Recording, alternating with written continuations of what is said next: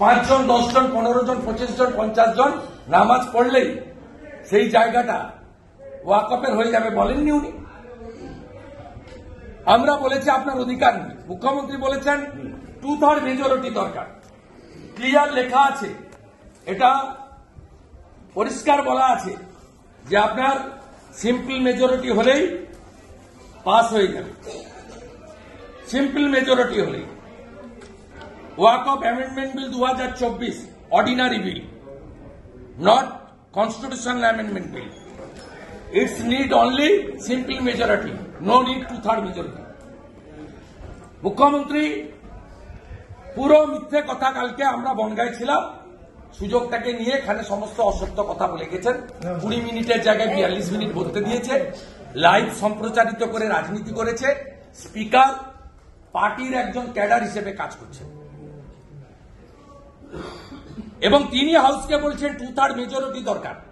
আমি 2 বার লোকসভায় ছিলাম, উনি লোকসভার কি জানেন? এটা নর্মাল বিল, নিড অনলি সিম্পল মেজরিটি। দেখবি আর জ্বলবি, লুচির মতো ফুলবি। সিএ হয়েছে, কার্যকর হয়েছে। 370 বাতিল হয়েছে, কাশ্মীরে ভোট হয়েছে। ট্রিপল তালাক বাতিল হয়েছে। পার্ক সার্কাস ময়দানে এই সিদ্দিকুল্লাহরা মুসলিম পার্সোনাল ল বোর্ডকে নিয়ে মিটিং করেছিল, আটকাতে পারেনি। This is Hindustan. সুকান্ত পাল অপূর্ব সরকার বলেছে কেরালা ইউপিতে সনাতনদের কিছু আছে।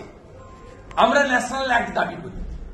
আমি মনে করি এই হাউসে দিল্লির ভারত সরকারকে অনুরোধ করে সনাতন বোর্ড তৈরির প্রস্তাব আনা উচিত। লাভ জিহাদের বিরুদ্ধে উত্তরপ্রদেশ, উত্তরাখণ্ড, গুজরাটের মতো আইন আনা উচিত। পপুলেশন কন্ট্রোল বিল আনা উচিত। 2টির বেশি 3টি মানে জন্ম নিয়ন্ত্রণ আটকানোর জন্য। কনভার্সন, ধর্ম পরিবর্তন আটকানোর জন্য বিল আনা উচিত। এবং অবশ্যই গোটা পৃথিবীতে নাগরিক পুঞ্জি আছে, আমাদের দেশেও পশ্চিমবঙ্গ থেকে আওয়াজ উঠবে ডক্টর শ্যামাপ্রসাদ মুখার্জির মাটি থেকে, উই ওয়ান্ট এনআরসি। প্রত্যেকটা দেশের নিজস্ব নাগরিক পুঞ্জি আছে, আমাদের দেশে কেন থাকবে না? তাহলে এখানে যে রোহিঙ্গাগুলো, যাদের ছবি আমি দুপুরের আগে আপনাদের দেখাচ্ছিলাম, সেই লোকগুলো থাকতে পারবে না? গুলশন কলোনিতে 3,500 ভোটার, 1,98,000 পপুলেশন থাকবে না? এটা হিন্দু মুসলমানের বিষয় নয়, এটা ভারতীয়দের নিজস্ব বিষয়। আমরা এগুলো বলেছি। এরা ওয়েস্টেজ অফ টাইম, এদের কথা কে শুনবে? মুখ্যমন্ত্রী যা বলেছে তার উত্তর আমরা সুন্দর করে দিয়ে দিয়েছি। 22 জন, ওয়াকফ বোর্ডে 11 জন আছেন, আর সিডব্লিউসিতে 22 জন।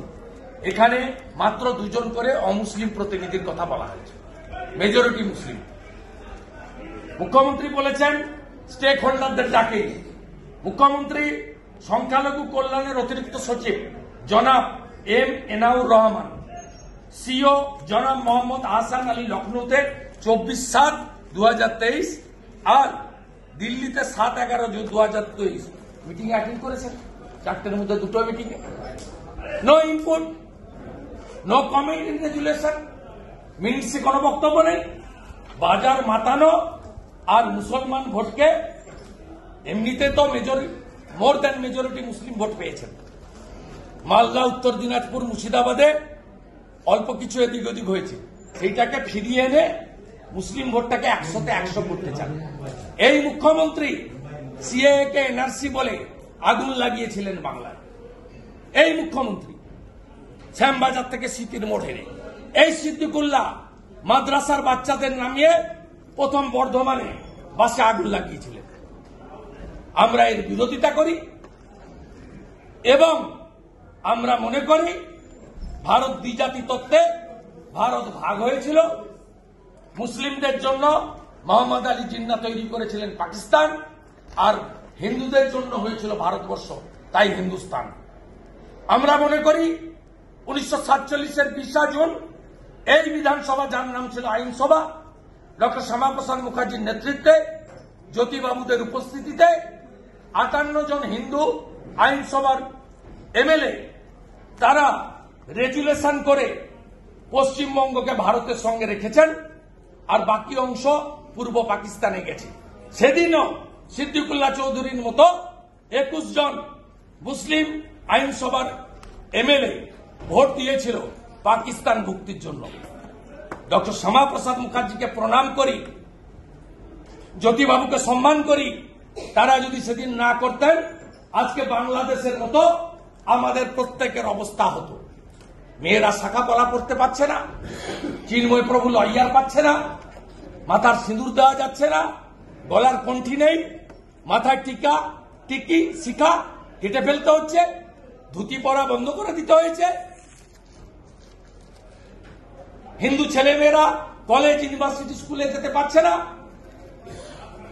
হিন্দুদের বাড়ি থেকে বেরোনো বন্ধ। আজকে যদি 47 20 জুন ডক্টর শ্যামাপ্রসাদ মুখার্জি আমাদের এখানে না রেখে যেতেন, আমাদের অবস্থা একই জিনিস।